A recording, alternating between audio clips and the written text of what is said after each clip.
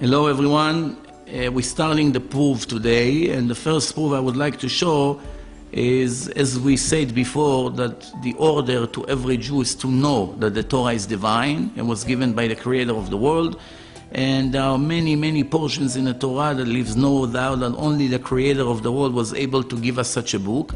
And one of the examples is, as we all know, the world has 72% water.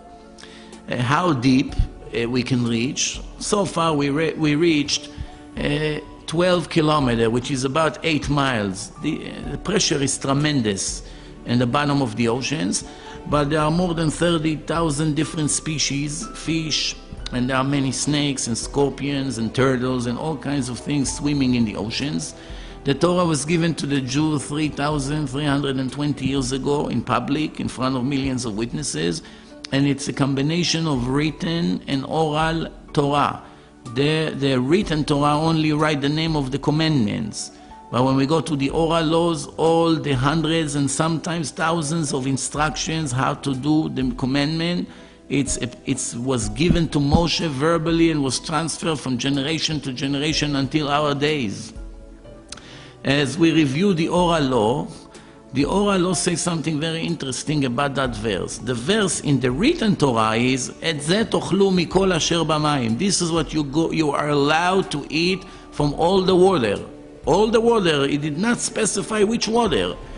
Everything that have fins and scales, you're allowed to eat. Remember, two signs, two witnesses, fins and scales.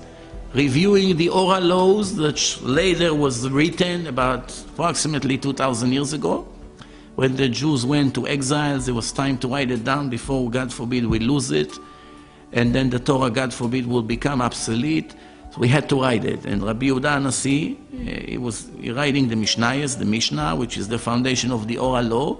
And right there it says, everything that have scales, for sure have fins, guarantee. Let's analyze for a second what I just said. A book that was given 3,320 years ago. The Creator of the world write to the Jews and give them this information in public that you should know. Every time you catch a fish or anything from the ocean, if you saw in his body scales that you scratch them and they fall off, for sure you're going to find fins. Which means if one individual will be able to bring one creature from all the oceans and the rivers that have scales in his body and did not have fins, that will be the first mistake in Judaism. But so many years everyone is searching for that mistake and nobody was able to find one mistake yet.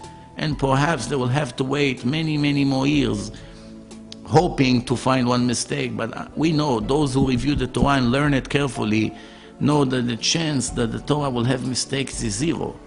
Why? Because it's all divine. It was given to us by the Creator of the world. So the Torah promise, you will never find anything that have scales that did not have fins.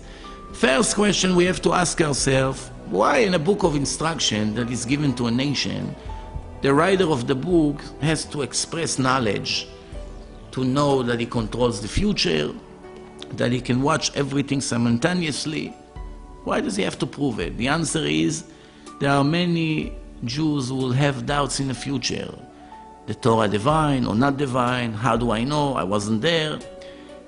By investigating what the Torah says, you will see right away that it could never be given by a human being like us. Only the Creator of the world. And that's where the Torah says, I promise you, even though scientists are merging always different species together and create new species all the time, even though naturally the fish in the oceans are creating all the time new species, I control all the scientists. I control all the mixing between the species. I foresee the future. I can see everything simultaneously, and I promise you today, when I'm giving you the Torah forever, nobody will be able to find such a thing. I will prevent it. A person could never take such a risk. A person could never write such a thing, such a guarantee in a book. only the creator of the world. There are many, many hundreds of examples like this. I will try every time to give one or two at the time, and we move on until we try to cover a large portion. Thank you very much, and all the best.